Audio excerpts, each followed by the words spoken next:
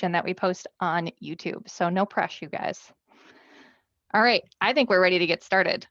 Welcome, everyone. Thank you for being here at our webinar, EVs in Minnesota, You Betcha. My name is Jo Olson. I do communications at Fresh Energy, which is a Minnesota-based clean energy nonprofit, and we are co-hosting today's event with Shift to Electric. So first, before we dive in, I want to do a little bit of housekeeping. Number one, as I mentioned, you'll notice that we're recording, and it's because we'll be posting one of these events to our YouTube and sharing it out after.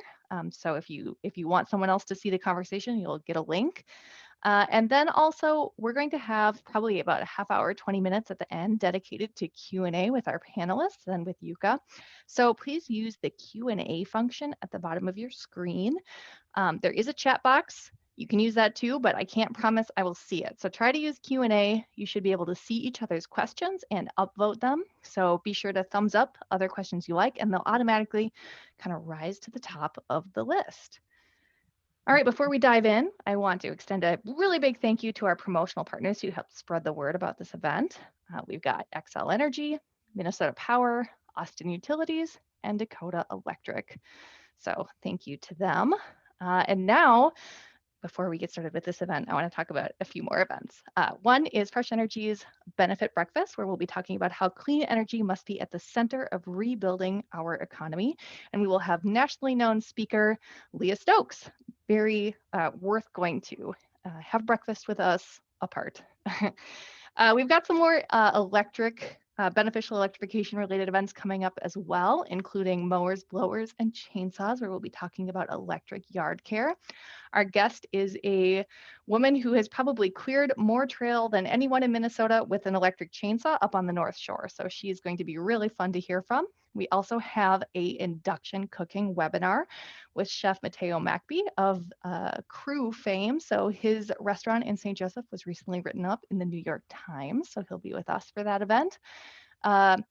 Careers in the Green Recovery, one of Fresh Energy's board members, Eric Posse, has a new book out, so we'll be having an interview with him. And then finally, the last in our electric yard care series, snowblower exclusive, where we'll be talking about the good, the bad, and the ugly when it comes to snowblowers. And I should know because my snowblower is terrible. And with that, I want to thank our kind of co-host, head EV expert, Yuka Kukkonen. He is the Chief Education Officer at Shift to Electric, and he works with Fresh Energy as an EV consultant. We've also got an amazing number of panelists here. We've got Janice, Aaron, Polly, Raj, and Kyle, and they are going to give you the scoop on what it's like to be an EV owner here in Minnesota. And I think right now I'm going to launch a poll. So you all should have a poll pushed to you right now. We're going to talk about a lot today, and all of you are in really different places, whether you own an EV or are thinking about owning an EV, or you're thinking about owning an EV. So let us know kind of where you're coming from. Have you driven an electric car? Choose one of those answers. And then what are you looking for EV advantages? And that one's multiple choice. Try to choose 3, although all are really good answers. So for today, Yuka's going to first give us a scoop on the EV market. He's going to talk a little bit about what is out there and some of the technology around charging. And then we're going to go on to the main event, which is our panelists. And they will each share for 5 to 7 minutes their personal experience with owning an EV in Minnesota. And then we'll open it up to a Q&A, and that is where you use the Q&A function to submit your questions. And I think that's enough for me. I'm going to end the polling. It looks like most of you have voted. I'm going to share the results. Looks like most of you haven't driven an electric car, which is pretty cool. And then people are really interested in the environmental impact of owning an electric vehicle. So awesome. I think you're at the right webinar today. All right, Yuka, I think I'm done talking. I'm going to stop sharing my screen and we will turn it over to you. Thank you, Jo, and good evening, everyone. Thanks for joining us today to talk about electric cars with this great panel of ours. I will open this up with talking a little bit about EV market and charging and so forth, just to kind of set the basics here, and then our panelists will tell you more about their experiences. So I have a few slides. I'll share with you my slides here, so bear with me when I get this going.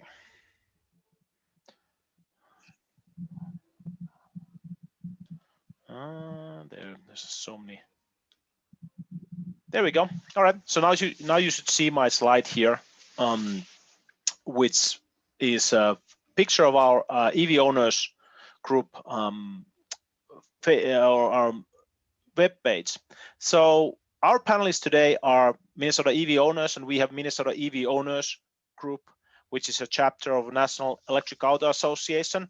We started this group in 2012, and it has grown to become one of the biggest and most active regional EV owners groups in the US. We have over 2,000 members.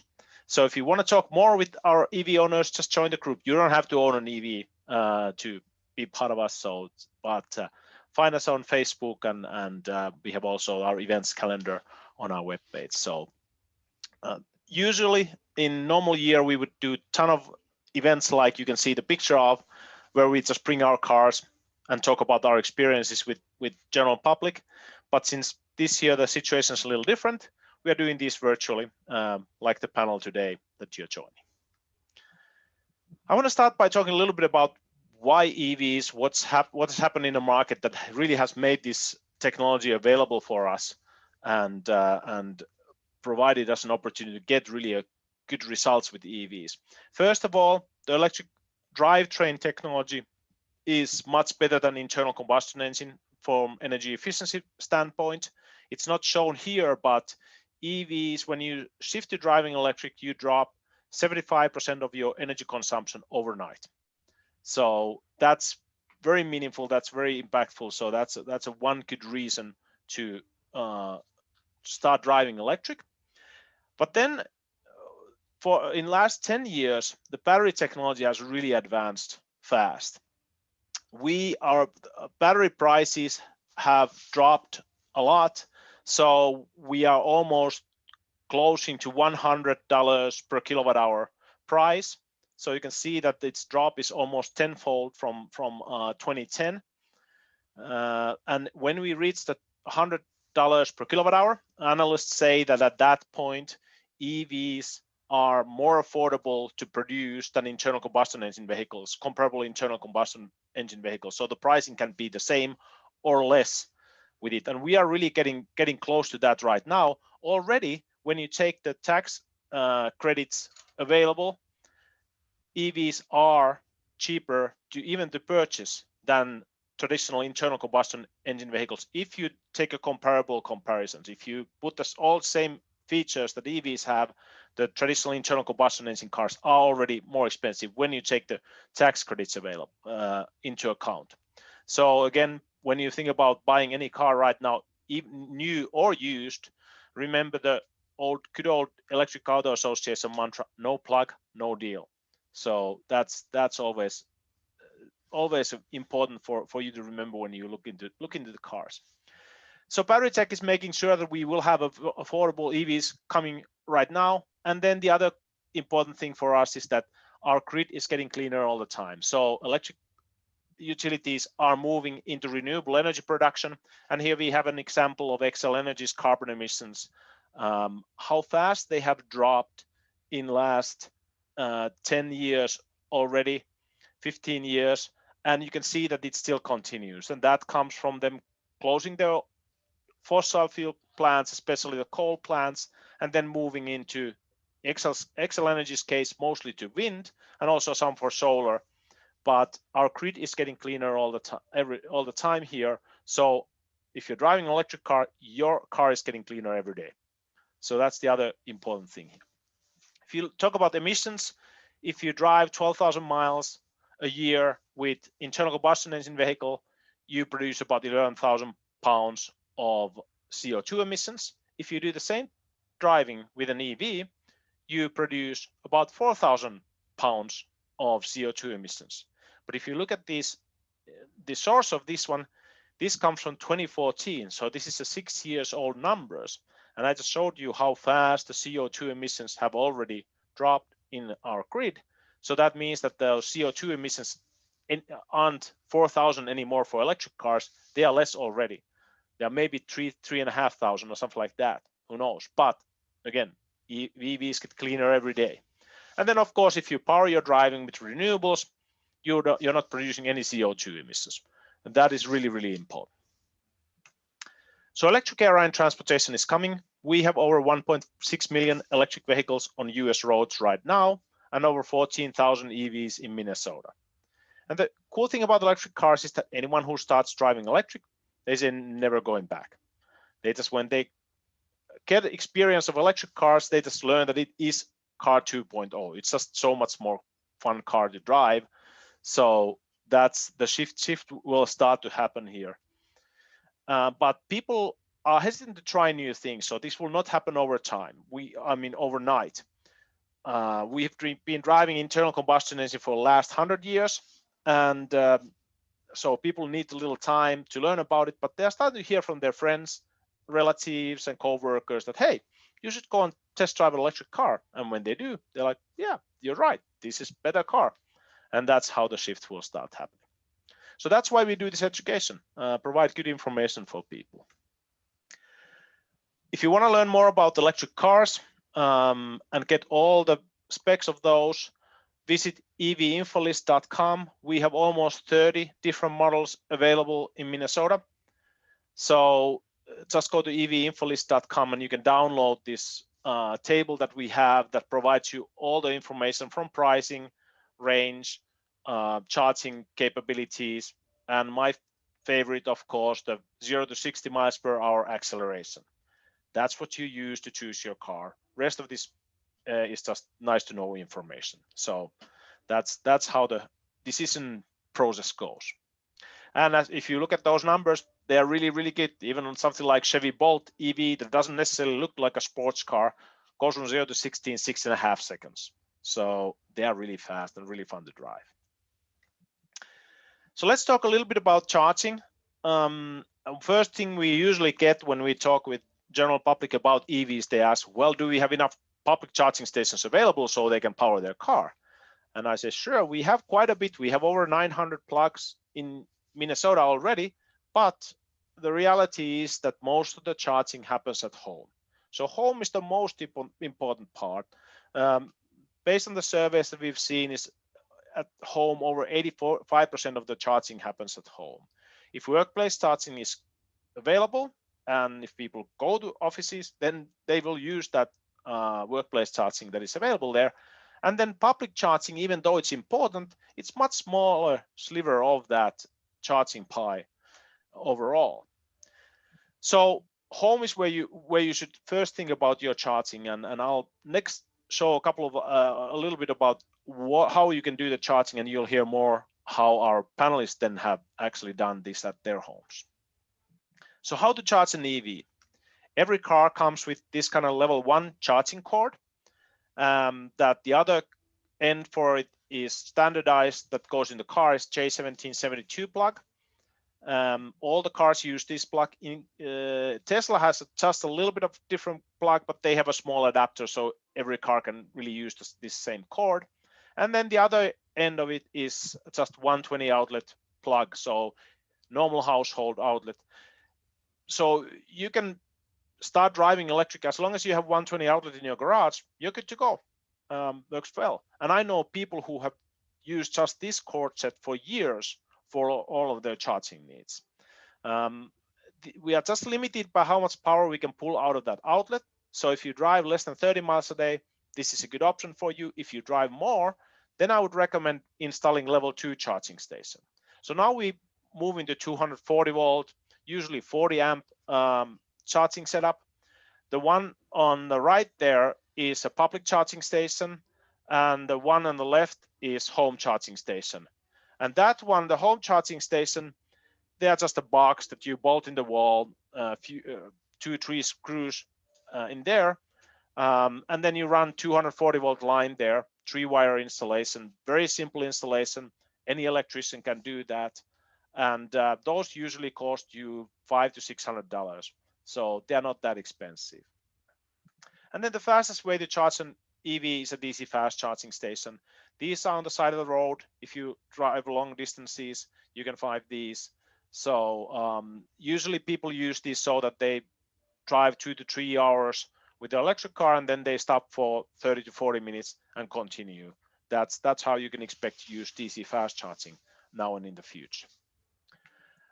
That's a picture of public charging stations in Minnesota. So just to give you an idea, there starts to be quite many. The green ones are level 2 charging stations, and the orange ones are DC fast charging stations. A number of those orange pins there, the DC fast charging stations, is increasing quite rapidly right now. There are many different entities that are installing charging infrastructure in. So I'm expecting those to double in next 2 years, especially in outstate Minnesota. So you can drive around without any challenges with those. And then some words about the incentives. There's a federal tax credit that is available for EVs. It's up to $7,005. It depends on how big the battery is in a car. And you can find all the information about that on that sheet from EV Info List that I mentioned. It also shows how much of each car gets tax credit. There's also a federal tax credit for EV charging station installations this year. So if you install a level 2 charging station at your home before the end of this year, you can get 30% of installation cost, up to $1,000 back. If you're a commercial property and do installations, you can get up to $30,000 back in your taxes. Then Minnesota Department of Transportation has MinPass electric vehicle incentive pilot, and that's a one-time credit. So if you buy or lease new or used EV or plug-in hybrid, you can get this credit. It's $250 for battery electric vehicles, so full electric ones, and then it's $125 for plug-in hybrids. So that's a nice incentive too. And then always talk with your utility companies. They might have more incentives, more charging programs, and all of that. So that's always a good thing to start talking with them. And you can find your utility company programs by going to mncharging.org, which is a portal, provides links to all of the utility company EV websites. So that's from me, the opening here. So let's go to our panelists next. Let's start with Polly. And Yuka, I think it's good that there are other opinions here who maybe aren't buying a car based on their 0 to 60 acceleration speed. What? Really? So we're gonna start with Polly. Polly, welcome. Thank you for being here, and tell us a little bit about your EV. Oh, well, I'm really happy to be here. I was driving an older Honda CR-V, and my teenagers came to the age where they were old enough to drive and needed to drive it. And so our family was in the market for a replacement for that Honda CR-V. And I, at the same time, started becoming really interested in renewable energy.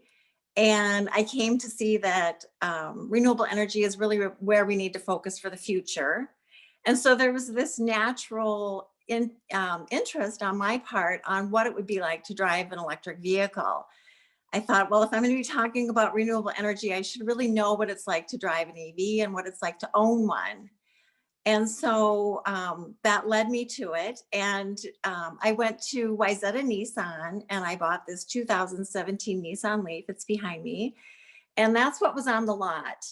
They had one to choose from, and I thought, this is fine. I had test driven a couple of different cars at that point. I loved the way it drove. And so I bought it. It came with a charging station, the level 2 charge point charging station it came as a promotion. And Wayzata Nissan also gave me 2 years of free pickup on the side of the road if I were to run out of gas or run out of a charge. So that was a real consolation and set my mind at ease. I wanted to show you my home charging station, which is behind me on the wall there. And that's a level 2. And what we've done, my husband and I, we put a track up on the ceiling. And so we're able to use this one charging station and move it between our 2 vehicles. My husband also drives an electric vehicle, which is the Pacifica hybrid plug-in. So the 2017 Nissan Leaf, I get about 110 miles for a charge, and it takes me about 3 hours to get a full charge. I participate in Excel's wind source program. And so between that and the solar panels that I have on the south side of my house, I am running at about 80% renewable electric energy for my home needs, which includes my car needs. So that's a really fun, exhilarating concept when you're driving a car, to know that you're generating this energy with power from the sun. And it's just super satisfying. So what I like most about driving and owning my EV, besides the quiet and the pickup, the fun pickup of the car, is lowering my carbon footprint. I mean, for somebody whose heartstrings are pulled by renewable energy, this is just really satisfying for me. Like I said, I know it's the way of the future, and it feels like just a really independent, resilient way to own and operate a car. Fantastic. Thank you so much, Polly. And with that, I think we are going to hear from Aaron, who is outside right now. Aaron, Hello. hello. I'm going Yeah, to welcome. Thank you so much for being here. absolutely. So, yeah, I guess I'm Aaron Hurd. I live in Minnetonka, and we have a little bit of daylight left. But so I'm outside in my car. This car is a 2019 Hyundai Ioniq plug-in hybrid. It has the limited package, which adds some of the safety features like lane keep assist, front collision avoidance, and has some of the creature comforts like leather seats, electronic seat adjustments. A little bit about me in the context that I come to an electric car in. I am a single person household. I live in an apartment complex without access to charging infrastructure. I do use my car as my primary mode of transportation. And the things that I value in a car, interestingly, 0 to 60 time is not on this list, Yuka, so I must have missed that. But sufficient headroom, I'm very tall, reliability and value, fuel economy, and having a reasonable set of creature comforts. And let me tell you, after years of dealing with Toyota Entune, having Android Auto is a godsend. Um, Generally, I'll drive my cars forever. I have gone through 2 Priuses that lasted over 160,000 miles. I sold both of them to Geico. Neither of those were my fault. But so why this car? Why the Ioniq?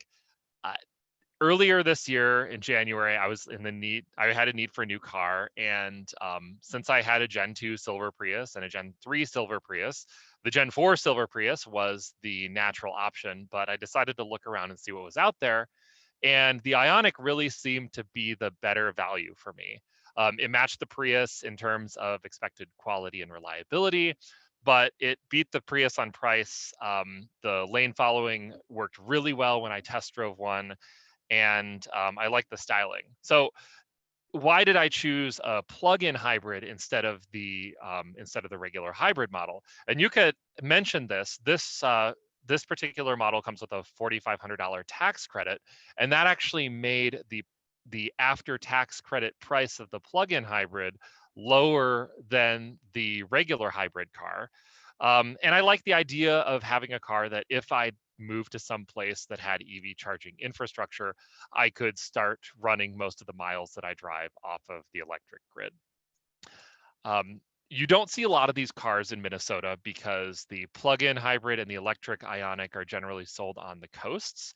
So when I went to purchase this car, I actually started at a local dealer, which will remain nameless. And I was unimpressed with their knowledge about this car in general. I was told that they couldn't order one to Minnesota, which I think is inaccurate. So, but long story short, I decided to go online, and I ended up buying this car from a dealership in Washington, D.C. And my intent was to purchase it remotely and have it shipped to Minnesota. But after 4 rounds of paperwork that were filled out incorrectly by the dealership, I ended up just flying out there and road tripping back with this car through 2 snowstorms. So that was a kind of a fun start to my relationship with this car. How do I use it? I use it mostly for running around town, commuting, running errands, visiting friends. I do have family in Iowa, and in a normal year, I'm going to Des Moines or Northwest Iowa about once every 2 months. And both of those are about 500-mile round trips. Generally, given my usage patterns, I end up driving about 1,400 miles before I have to fill up the tank. So living in an apartment without EV charging infrastructure, how do I charge this thing? Well, there is a single 110 outlet in the parking garage of my building, and it is right in front of my landlord's parking space. So I actually have an arrangement with my landlord whereby I can park my car overnight in her space as long as I have it out by 7:30 the following morning. And that works pretty well. And because it's a plug-in hybrid, if for some reason I can't make removing the car by 7:30 work, it just runs on gas the next day, and that works fine for me. Yuka mentioned the public transit, public charging infrastructure. I use that occasionally if I'm at a place that has it, but that's not a primary way that I charge my car. Usually, I'm just there for for a half an hour for a top off, and it's something that I do optionally. What I like most about this car is that it is a solid, well-built car. It has the features that I want. It really was a solid value. If you look at the price of this car for what you get, I think it's one of the best values as a plug-in hybrid and as an EV.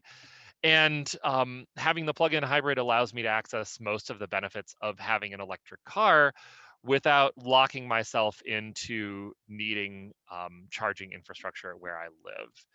So I guess kind of riffing off of some stuff that was said earlier, if you're looking for the accessing the environmental impact of having an electric vehicle, but are worried about charging infrastructure, maybe you live in an apartment, maybe you are you road trip often and don't want to worry about finding charging on the road, consider a plug-in hybrid. Most of your driving during the week is probably not going to be much more than the range of a lot of the plug-in hybrids out there, and I think they're a good option for a lot of people for whom EVs would otherwise not be an option.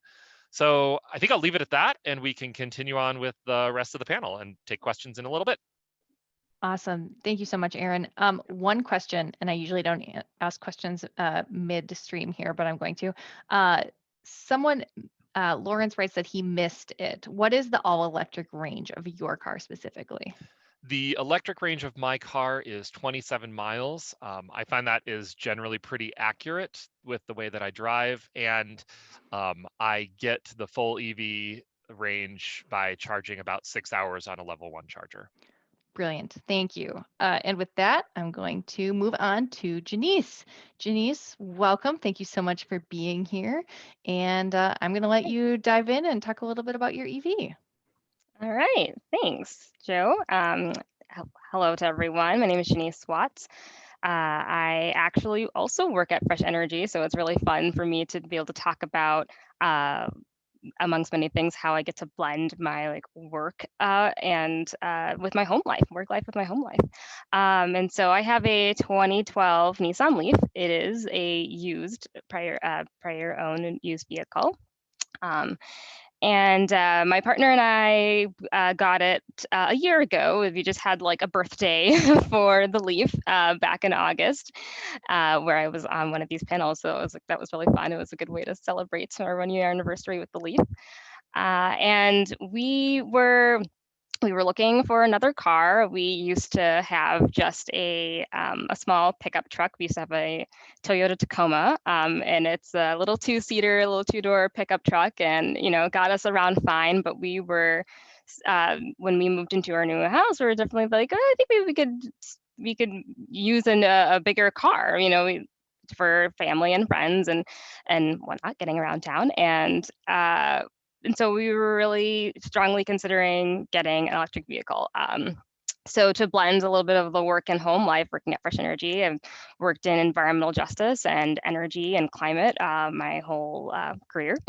And so when I'm at Fresh Energy, I get to talk about the importance for all people to have access to renewable energy and all the different ways that takes place. And so transportation is a huge piece of that.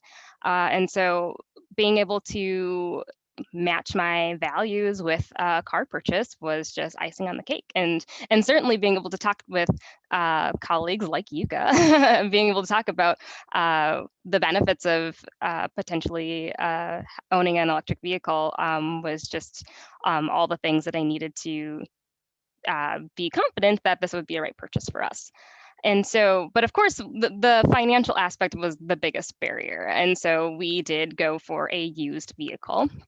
And we had been looking and searching, from, really like the car dealers, but we're really not car dealer people. We really kind of just use Craigslist as our form of purchasing a vehicle. And yes, it is a virtual background. So sorry if it's a little distracting if I'm moving around, but this is a real picture of my Leaf in the garage. I just didn't want to be outside and be cold. So that's why it's my virtual background. But we were looking at Craigslist. My partner, fortunately for us, is really expert, is a major expert at researching things on Craigslist and finding things. And he managed to find this posting of a seller, of course, selling their Nissan Leaf. And the way that they had meticulous record of the vehicle, it was very clean, and you could tell that from the posting, and certainly when we called to set up a showing and all that. And so when we got out there, something that was really cool, that was just like an immediate, like, oh, this feels really good, like this is starting to feel right, is that the previous owner had this beautiful, gigantic solar array on their property, which was incredible. So they were down in like southern Minnesota, I think Welsh, Minnesota. And so driving up at this like beautiful property with this solar array, I was like, oh, wow, I think we're going to get along great. So we can talk all about renewable energy and the fact that they're just like a real enthusiast about electric vehicles and clean and electric transportation. And we ended up being out there for like 4 hours test driving the car, but really just like talking with the seller, with the previous owner, about the importance of trying to shift to electric vehicles and electric transportation. And so that just really felt right in for my partner and I in our like spirit with buying a used car. And so we were really fortunate to like have that experience with buying a used vehicle on Craigslist, which I know is like might sound a little iffy to some folks, but we got, like I said, we were really fortunate for finding just the right, it was just kind of like the right matchup. And so, yeah, so we've had our Leaf for a year now, and it's been really fun because it's definitely the first electric vehicle like in the family. And so being able to drive around the nieces and nephews, lots of nieces and nephews, but a couple of teenagers, and they find the Leaf to be super cool. So that's super fun, driving them around in it, and they ask a lot of questions. And of course, they're learning to drive right now, so they're like, oh, what, like, can I test drive the Leaf? And we're like, this is a whole nother skill of driving. Well, not really, but like being able to anticipate the mileage and how you drive the vehicle. It really does make a difference with your with the battery range. And so I think it is kind of like another layer to how you learn how to drive. But I hope that it's something that all people can start to learn and to experience, because having access to an electric vehicle is the way we have to go. I think Polly said it, like it's the way of the future, right? We all need to shift to electric transportation as much and as fast as we can.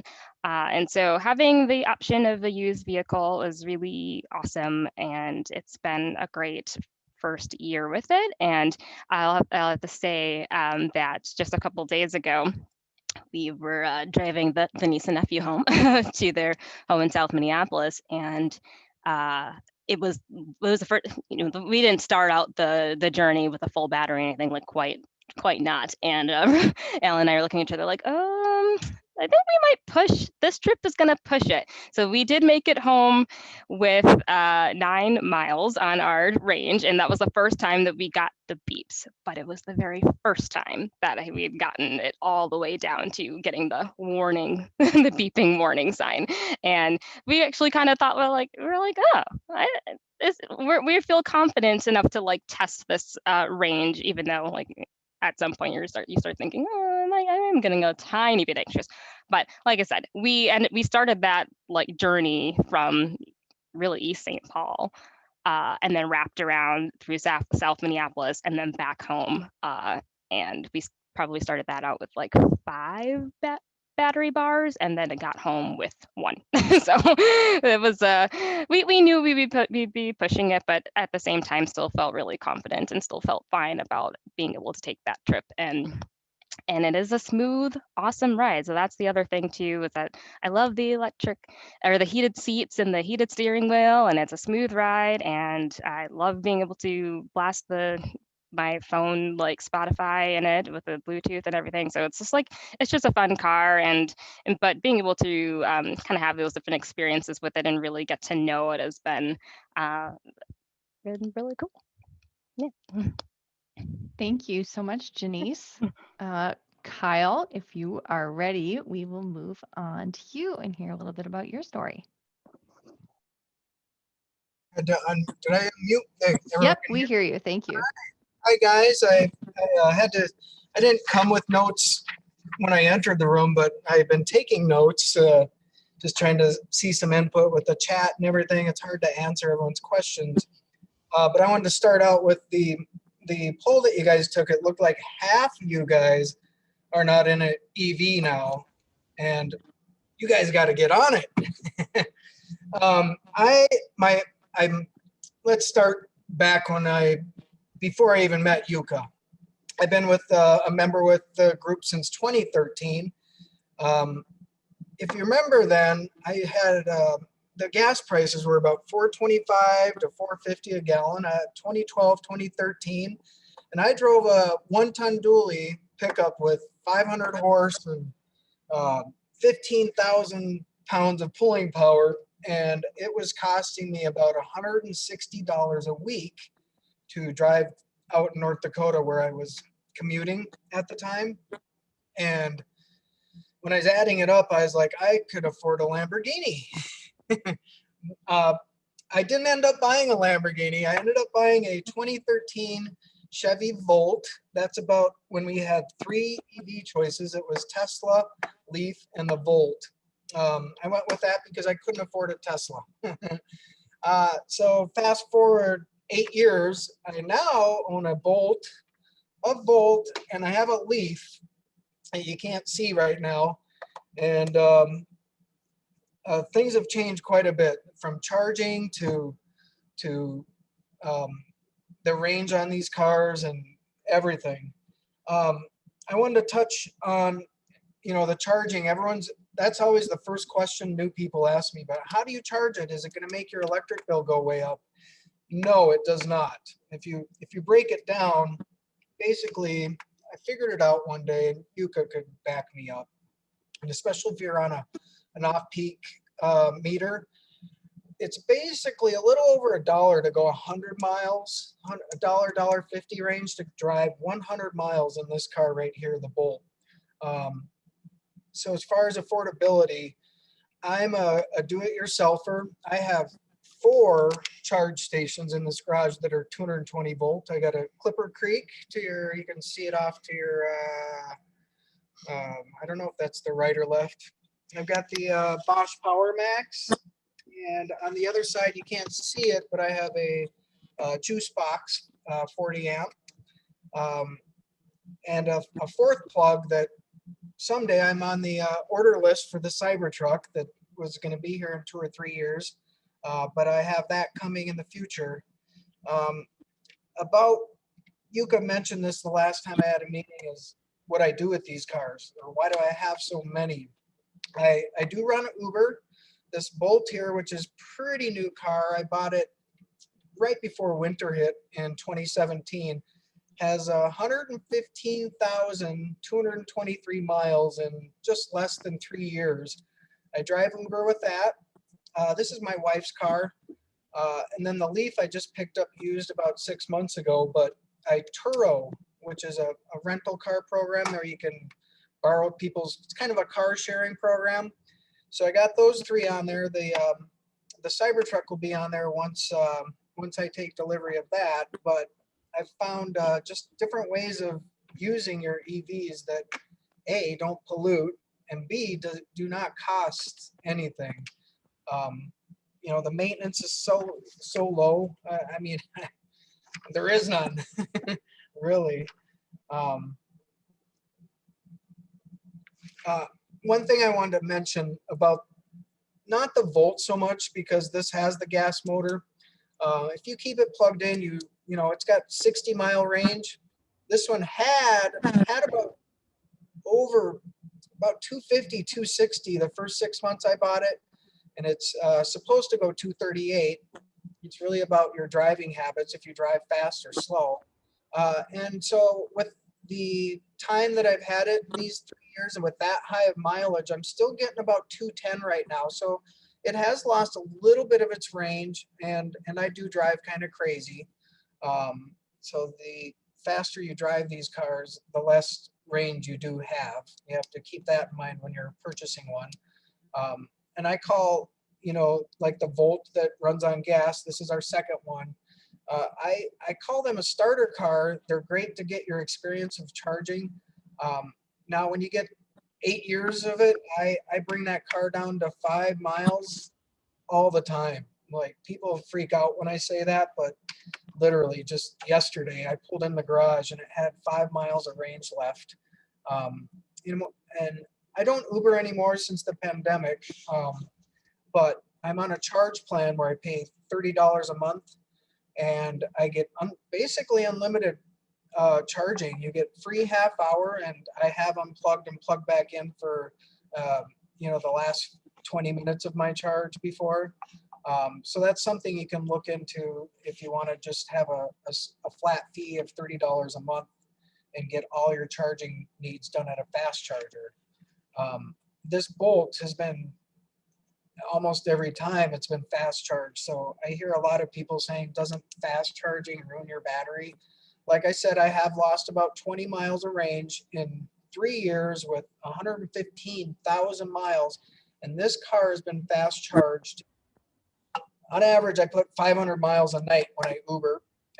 And that's 2 to 3 fast charges in a 12-hour period. And that's a lot of time, like every day.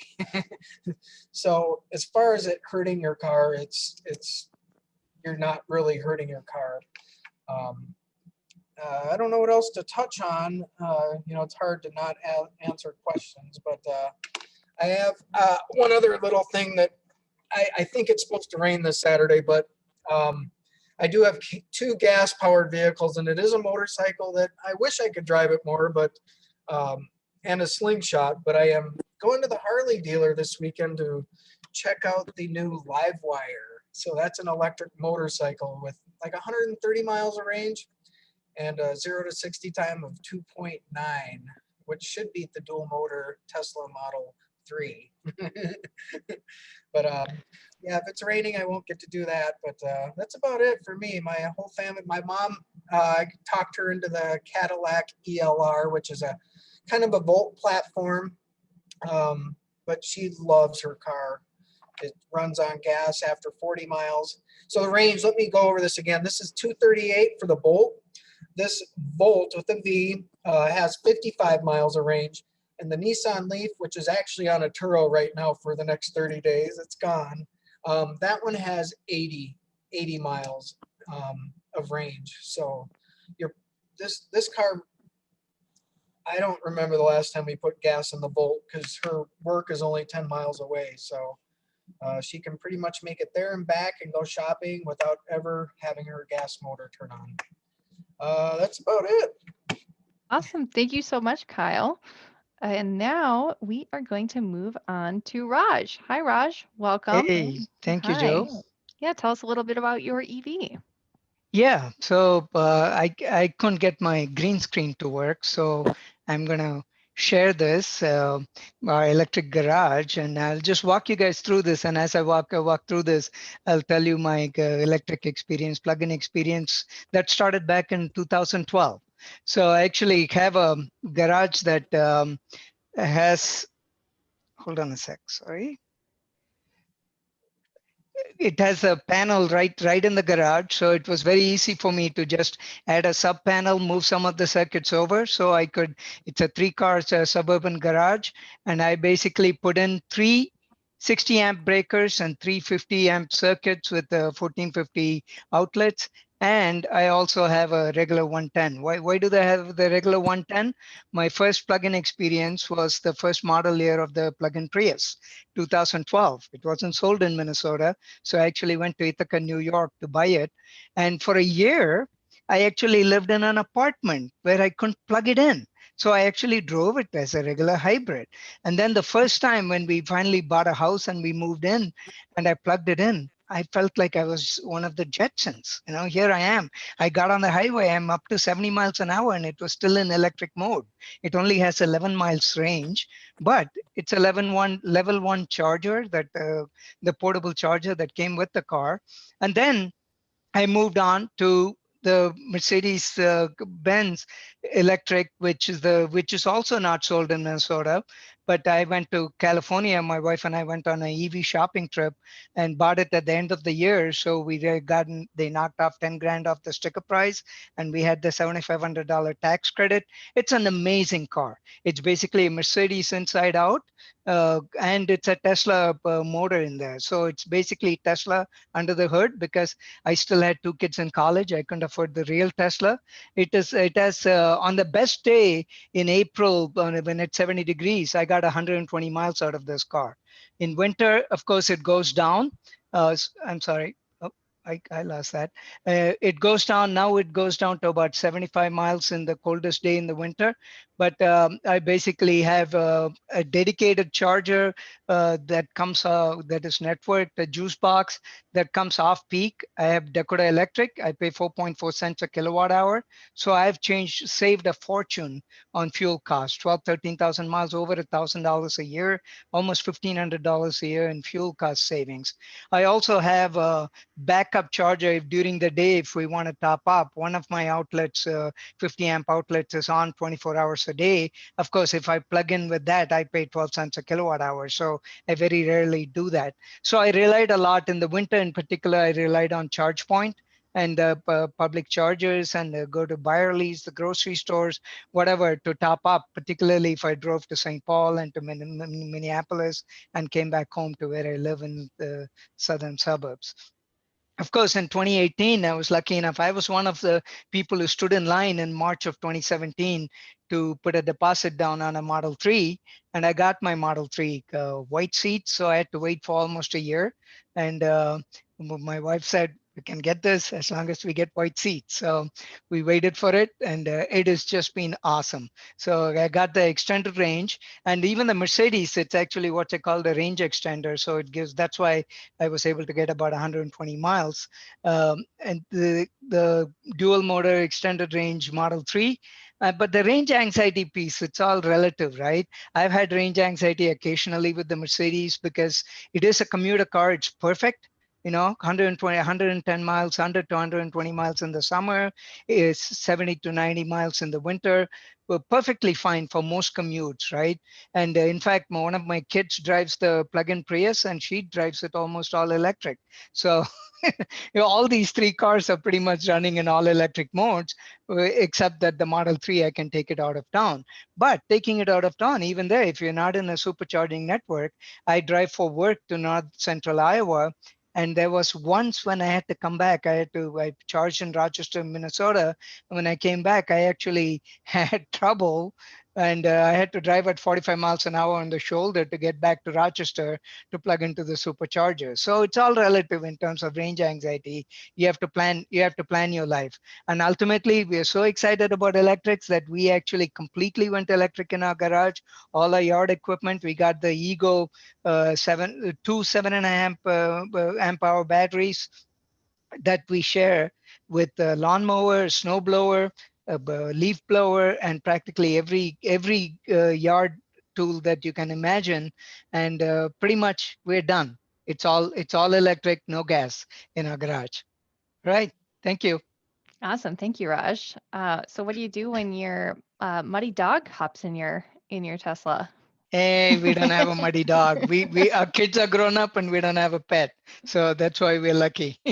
Perfect. Well, gosh, I think we're ready to move into Q&A unless you could. Do you have anything to add here before we start doing One, Q&A?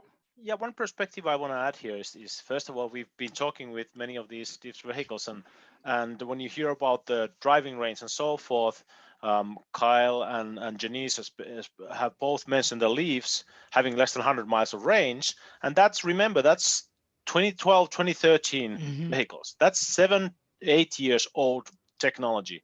Yep. Nowadays, all the new cars have, I mean, the shortest range would be right now Nissan Leaf basic has 150 miles of range. That's the shortest range EV that you can buy, and average EV purchase last year had over 250 miles of range.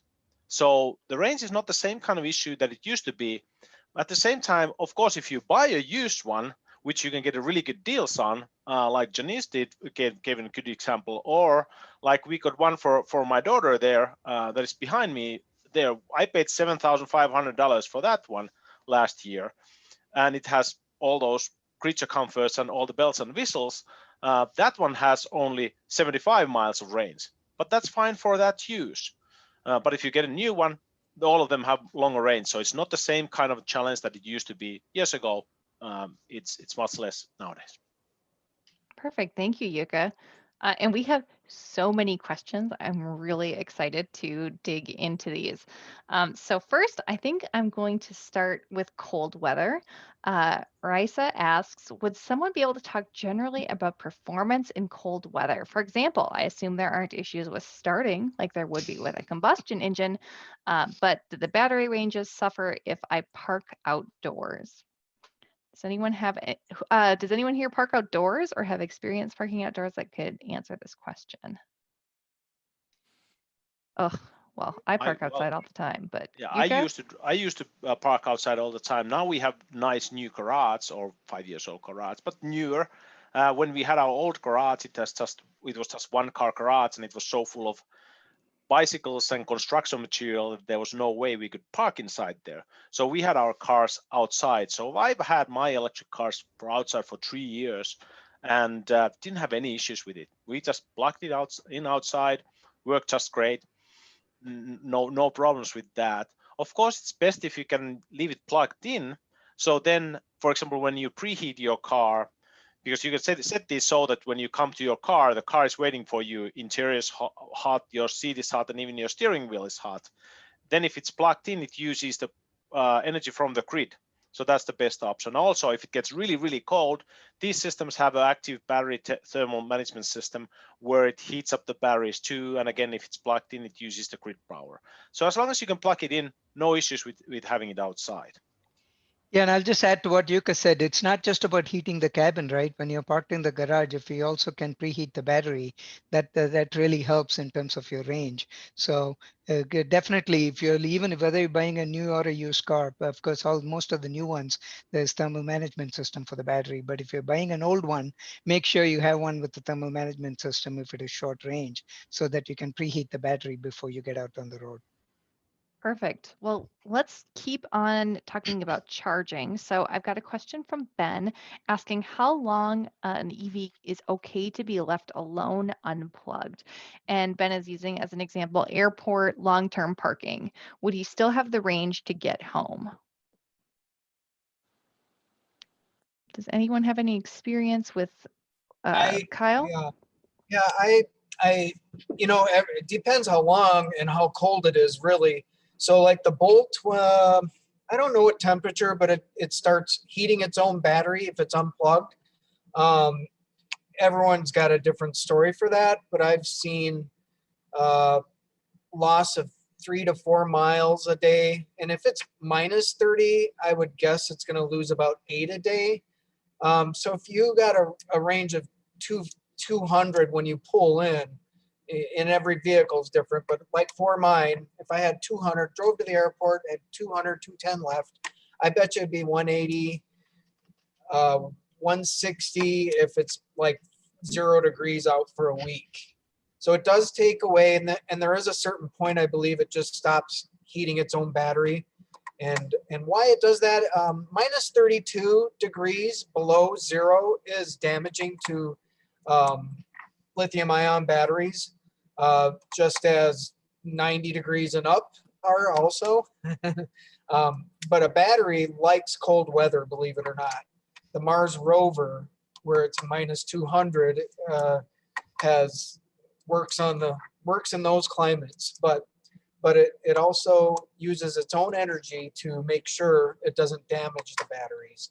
But that's my best thing. If you had an 80-mile Leaf and you parked it in minus 30-degree weather, you might be stranded. It's always best to keep them plugged in.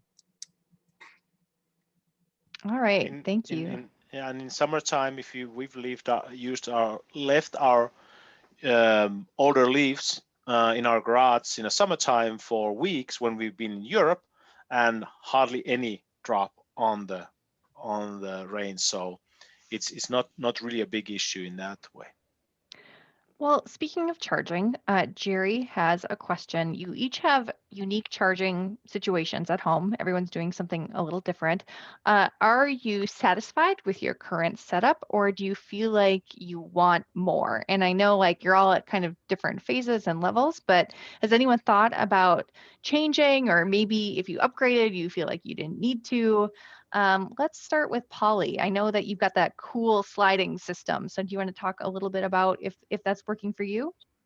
That works out really well for me and my husband. You know, generally what happens is you come home and you just plug it in. Especially as you're getting used to driving and getting used to your range and getting comfortable with that. What I did as a new owner is I just plugged it in every time when I came home. And then as I became comfortable with it, I would just learn to plug it, look at it before I went in the door. We have this overhead track so that we're able to use the one charging station for both vehicles. And the other thing is, when I was a new driver, is a few times I ended up at work with a shortage of mileage, wondering, do I have enough to get back home? And I just used the 110 plug-in connector that every car comes with. And my experience on that is I get about 4 miles to the hour of charge. So that was enough during a regular work day. My commute was shorter, about 10 miles. And so that was plenty for me to get back home. Awesome, thank you. And I think Janice, would you talk a little bit about your experience? I think you had some work done with an electrician in your garage, I think before the pandemic really started, right?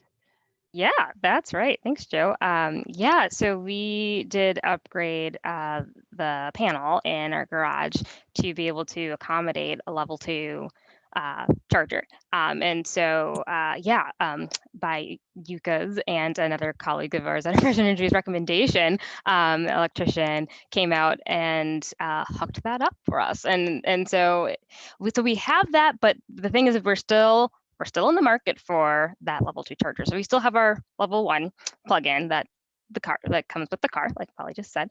But we're looking for that level 2. And yes, and this did happen right before the pandemic. And so it's kind of been a little stall to get that level 2. So if anybody knows of some, I think Kyle, you've got quite a few of them in your garage.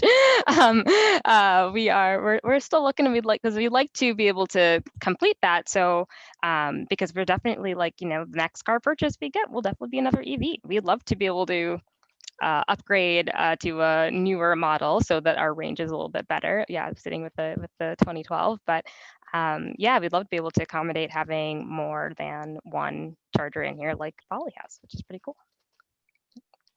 Excellent. So keeping on this kind of charging conversation, Ben says he travels for work by car and most hotels don't offer EV plugs. Is there anything that we can do to help hotels get up to speed and get with it?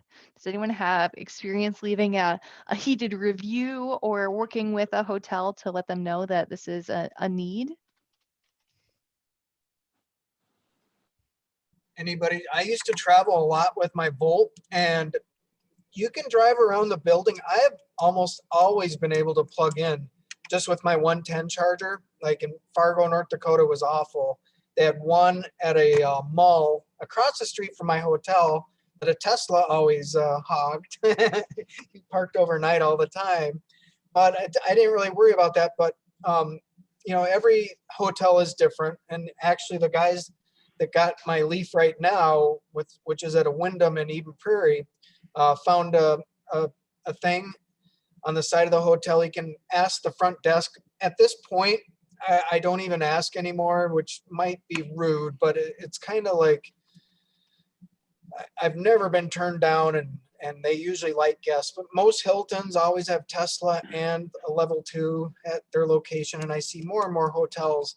If I travel, I go to plugshare.com. Plugshare.com will show you every charge station in the United States and the world. And I usually stay at a hotel that has charging, and that benefits them. So that's the best avenue to approach as charging gets bigger. I see I can go all the way to my land in Spearfish, South Dakota on the map that they just showed, and because I haven't looked at it in a while. And if you saw my face, I was like, because that did not exist last year. I mean, I can make it past Spearfish, South Dakota, but I've never been able to take the Bolt there because it would take a couple of days with level 1 charging. So I'm glad to see that.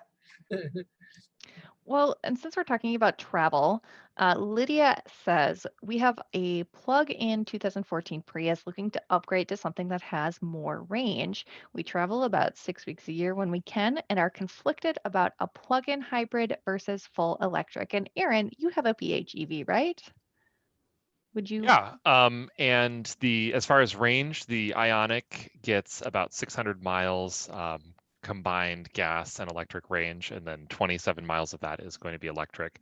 So really, if you are looking at a plug-in hybrid, you're looking at using the gasoline range for when you're on the road, when you're taking the road trips. But I've found that the 27 miles is sufficient for me for probably about 90 to 95% of my day-to-day commuting. Perfect. Okay, does anyone else? Well, and you do some traveling to Iowa, right? You said with that?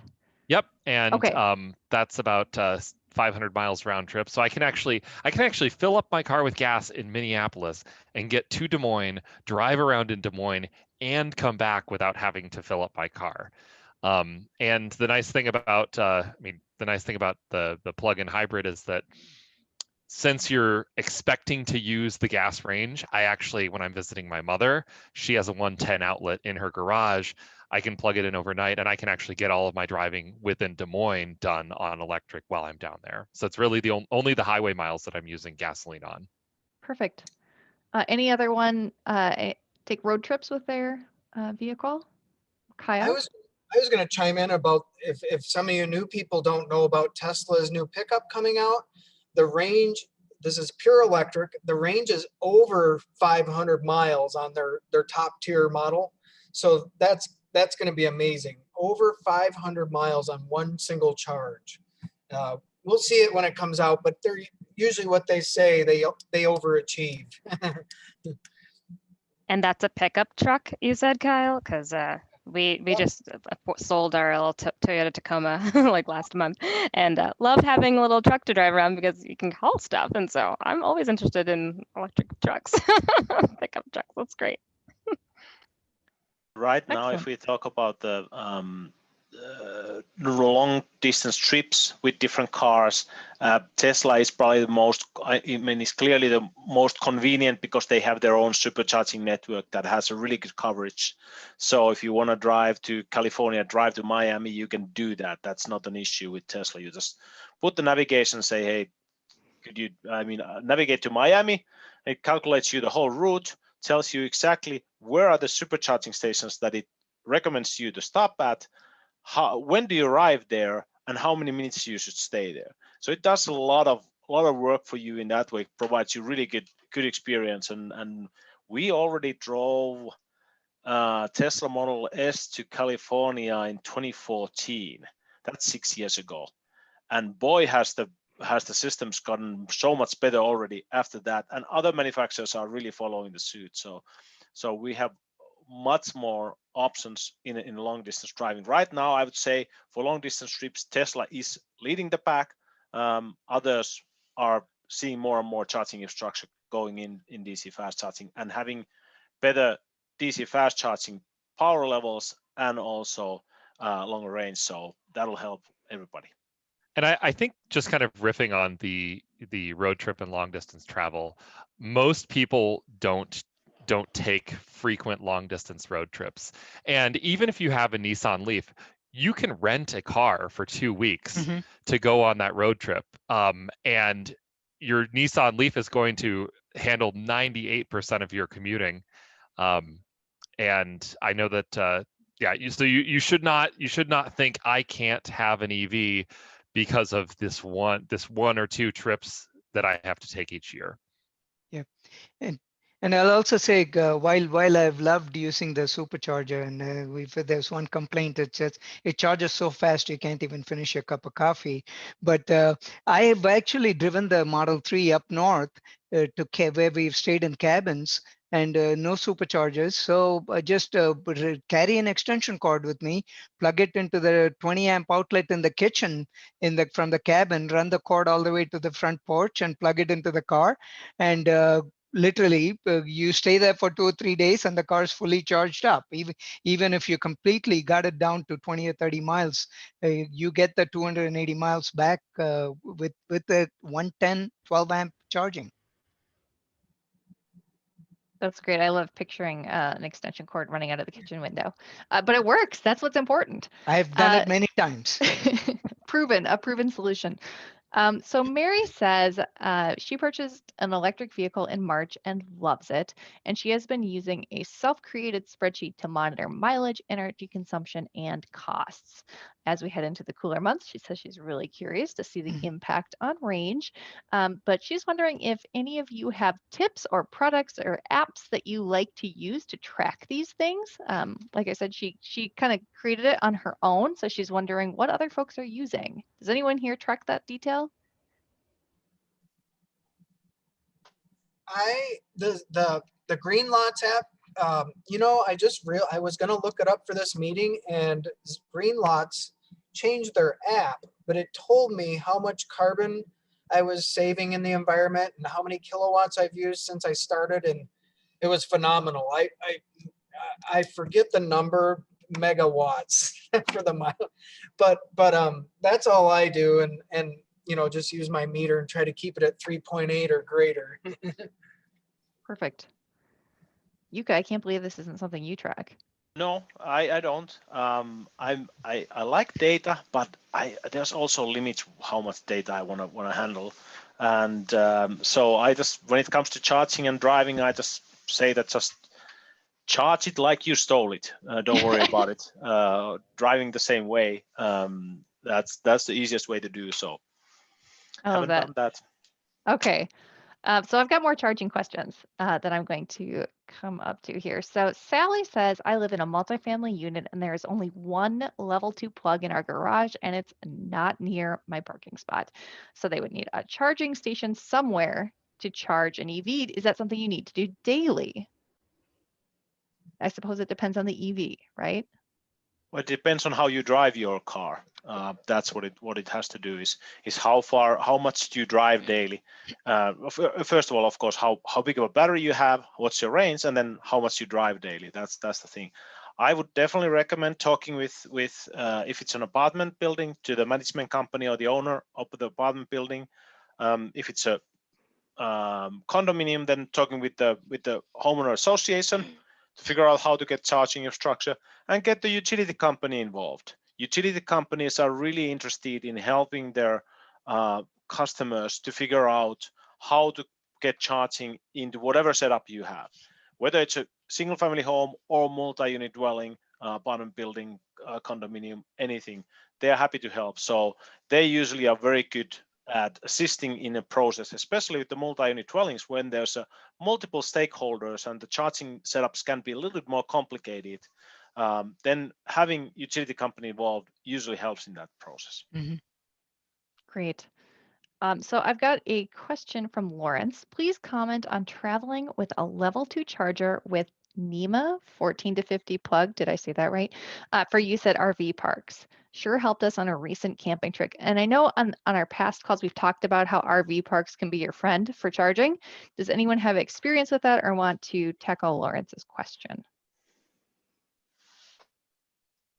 Russ, I assumed you've used your charging stations outside of your home too when you have a NEMA 1450 outlet plug there.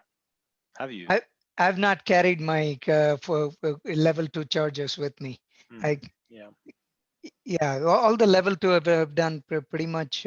I've used ChargePoint, and so that's there's enough of those around the Twin Cities.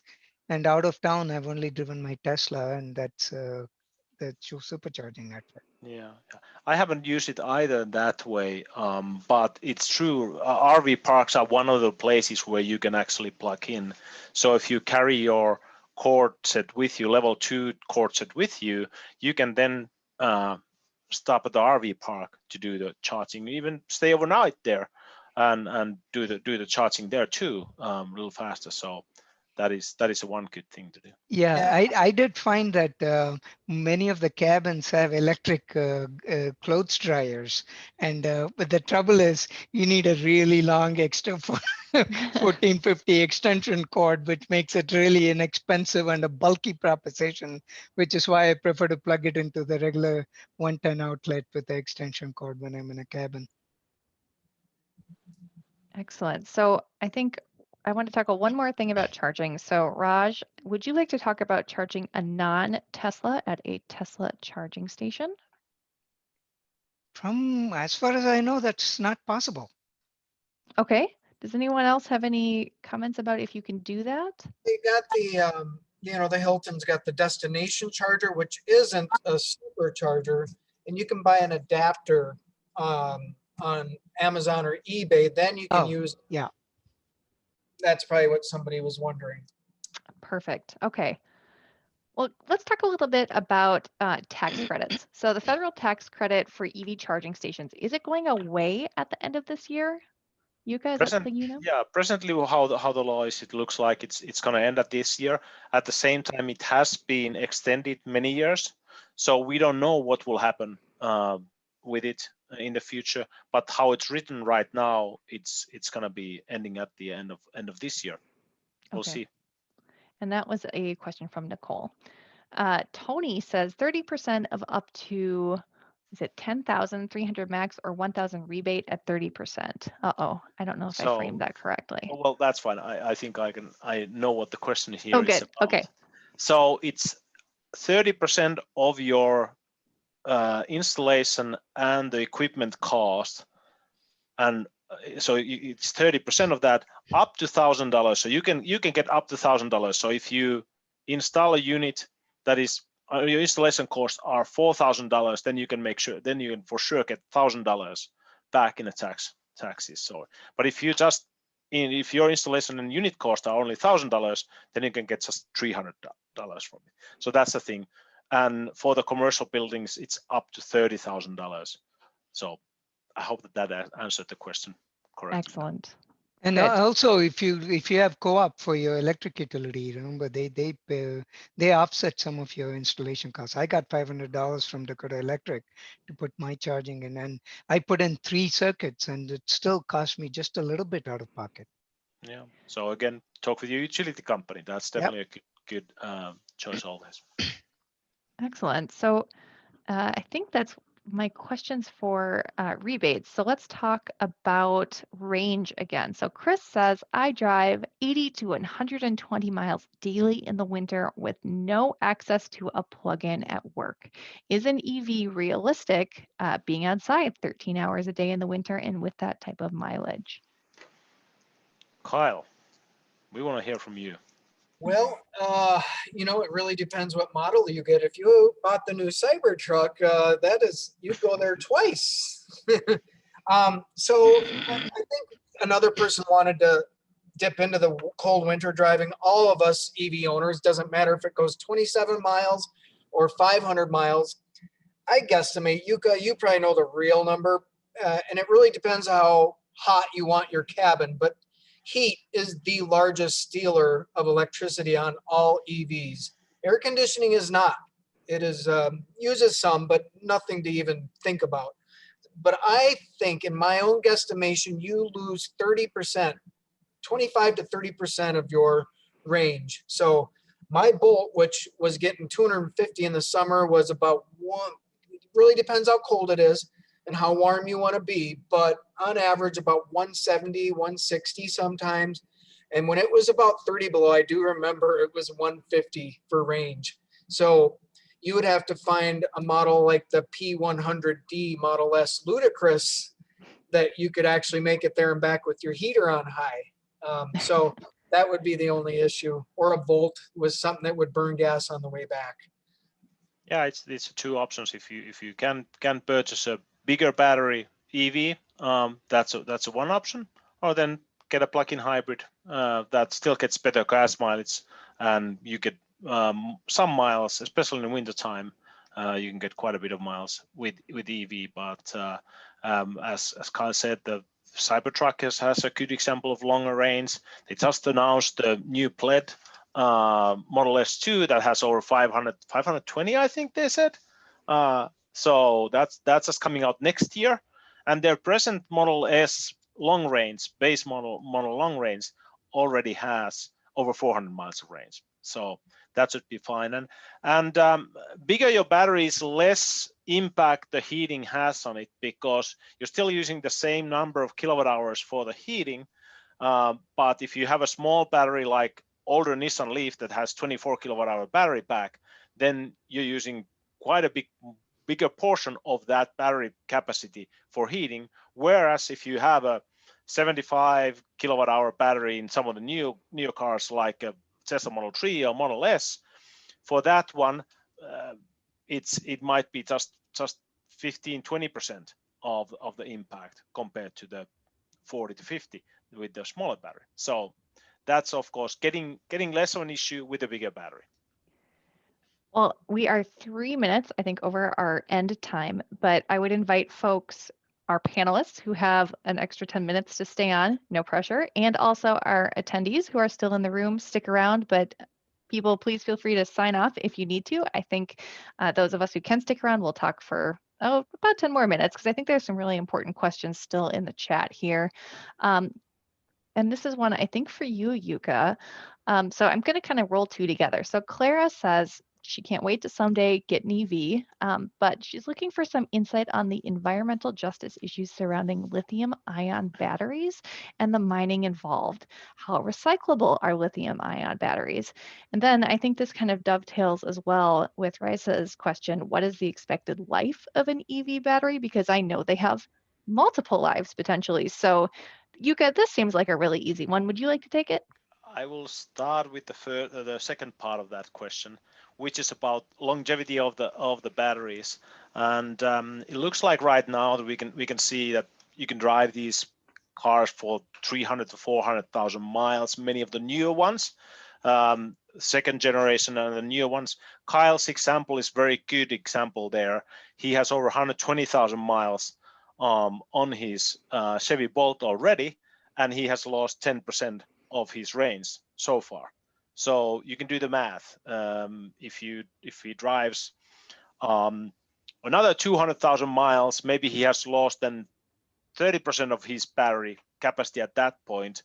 So if you put 300,000 miles on your car and you have a 70% of the capacity left, so maybe you're like at that point, well, maybe I'll need a new battery or new car. That if you drive that much, you definitely look for a longer range car.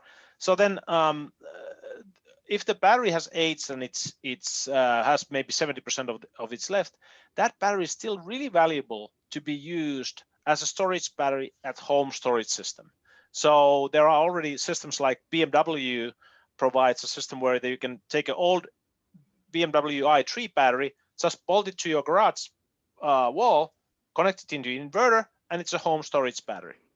So if it lasts in normal use for 10 to 15 years, you might get another 15 years on that usage. So you might be using that battery for 30 years before it needs to be recycled.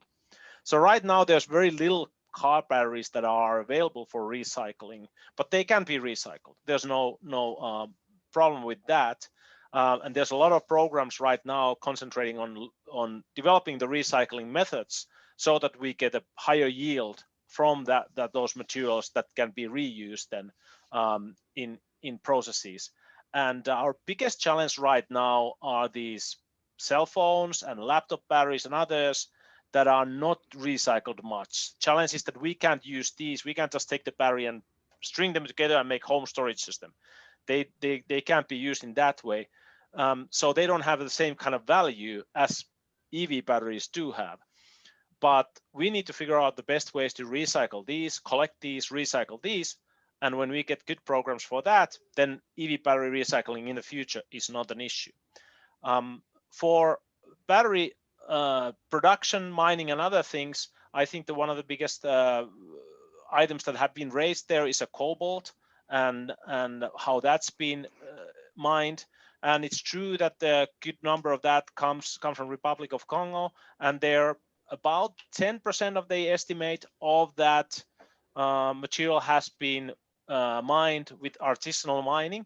So people are poor in that country and they're trying to figure out ways to make money. One of the ways that they can do is that they just start their own illegal mines to mine the stuff, and that's of course not a very good thing.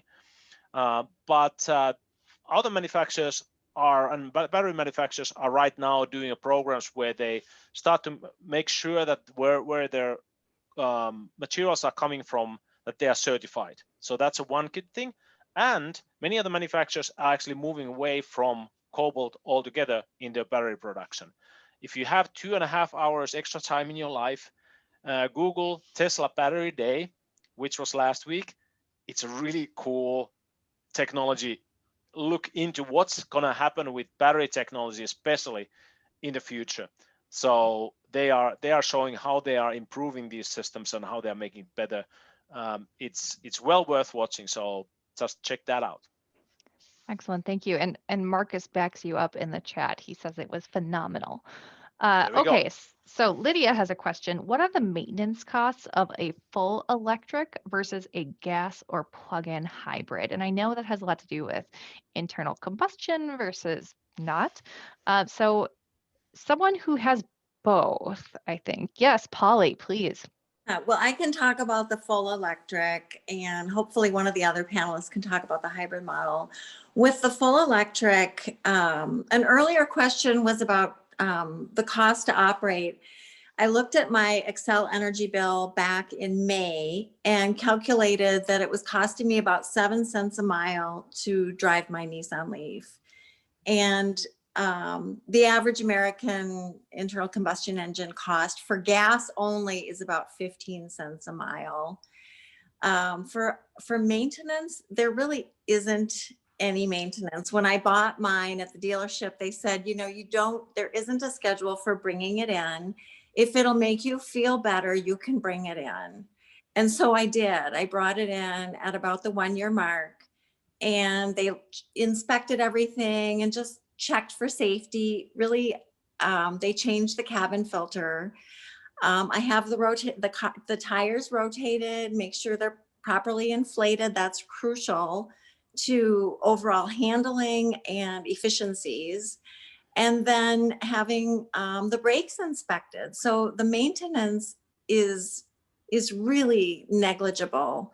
Owning an electric car is really economical. If you're able to partake in either renting one or sharing one or buying a used one, the economies of all electric are phenomenal. Can somebody else talk about the hybrid version and what those operating maintenance costs are? Aaron? Well, I can, having owned 2 Priuses, I can speak to that, but I've only owned the Ioniq for about 10 months now. And generally, I think that your maintenance costs for a conventional vehicle are heavily related to the quality of the vehicle and how well you actually maintain it.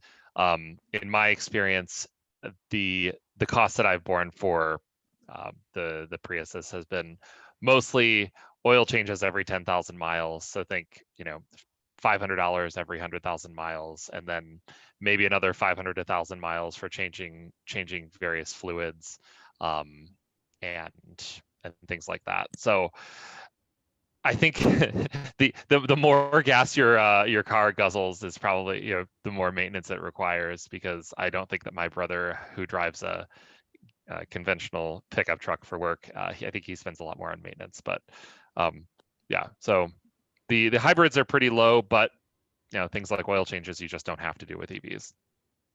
Great, thank you. So we've got 4 minutes till 8 o'clock, and I see 4 questions in the Q&A. So I want to give each of these questions 1 minute, and then we'll be done. But first, I want to plug the Facebook group that I think all of our panelists are members of, because that is where this conversation continues every single day. So Yuka, will you share the name of that Facebook group one more time? MNEV owners. Perfect. All right. And when you guys are answering the questions that I'm coming up with, I'll drop it in the chat to make sure people join the Facebook group. And that way, when you wake up at 3 a.m. with a burning question, you can just go there instead of calling Yuka. So, all right. Lydia is asking if anyone has had problems shifting from park to drive in their Bolt. Is it just something you get used to? That would be Kyle, who, if you have had any problems. Have you ever had any problems with shifting to? She must have a 2020. No, I haven't. I've heard, I'm in the Bolt Facebook group, and sometimes you just want to turn it off because it's the same question asked over and over. You might want to bring that to a dealer, but no, you push the little button in and pull back, and I've never had an issue with anything like that. Okay. All right. So, and I think you kind of addressed this question from Sally. How long do EV batteries last? So, how you use them, and then their lives continue after they are a battery in an EV. But do you want to, like, on their surface, how long do they last in your car? Do you want to talk about Well, that? I would say 10 to 15 years easily with most of the cars, depending, of course, how many miles do you drive. But it shouldn't be an issue with, especially with the present cars. Again, first generation is a little bit iffy because it's a first generation technology, all of it. But now new ones, no issues with the longevity. Yeah, and I think there's a Tesla out there with over 1 million miles on their battery pack. You'd have to Google it, or I saw it was at 800 about a year ago, and I was like, wow. I don't think he has the range, but he's they're still running it. Yeah, and my I just want to chime in and say our 2012 Leaf, when we bought it, was full capacity, like all 12 of the bars, and we just lost a bar like a few months ago. But I mean, but also remembering that it's a 2012, so we were pretty thrilled with that, that to have that full capacity and just now be down a bar 8 years later. Yeah, so even 8 years old, and you've just dropped. I mean, you still have over 85% of the battery capacity there left. Right. Yeah. Great. So Ben has a question about overnight parking. How dependable is the charging, and what are you recommended to have? So I don't actually, Aaron, do you charge outside? No, I charge in yeah. garage, and I use the level 1 charger that came with my car. And one of the things that my car can do, and I assume most EVs do this, is I can set it to either lock the charger into my car while the car is locked, or lock the charger into my car while it is charging. So in my case, I have it locked into my car while it's locked, so there's no possibility of anybody stealing my charger. If you are using a charger at, say, the airport, you would want to, leave it not locked so that somebody else can take it once your car's done. And I think that most EVs offer some sort of thing like that. Is that correct, Yuka? They usually do, yes. Outside charging is not an issue in that way. You can do it in or out. Not the problem with that. As I said, I charged my car for 3 years outside. No issues with anything. Excellent. And then I think I saved the most fun question for last. Polly, there are questions about the design of your overhead charging track. So I don't know if you designed it yourself or had someone put it in, but people are wondering how they can replicate it at home. So maybe that's something that you'd be up for sharing Oh. on the Minnesota EV Owners Facebook group, or if it's really quick, you could maybe give us some tips here. I can do both. It's just an overhead rollerball track, and I'll post some pictures on the EV Owners page on it. It's super easy. It was nothing fancy. Well, it looks pretty cool. And with that, we are 15 minutes over time and a minute after 8 o'clock. It smells like my husband finished making me banana bread. So I think we are going to call it a night. Okay. Thank you, everyone, for being here. I appreciate everyone hanging on the line with us for this extra time. And again, go to that Facebook group. The conversation is going 24/7, and I think it's really fun. So, all right, Yuka, any parting words? That would be all. Thank you, everyone, for joining us. This is All right. great. You're Thank you. welcome. Yeah. Bye. Bye, everyone. Thanks Have to a great everyone. night. Bye.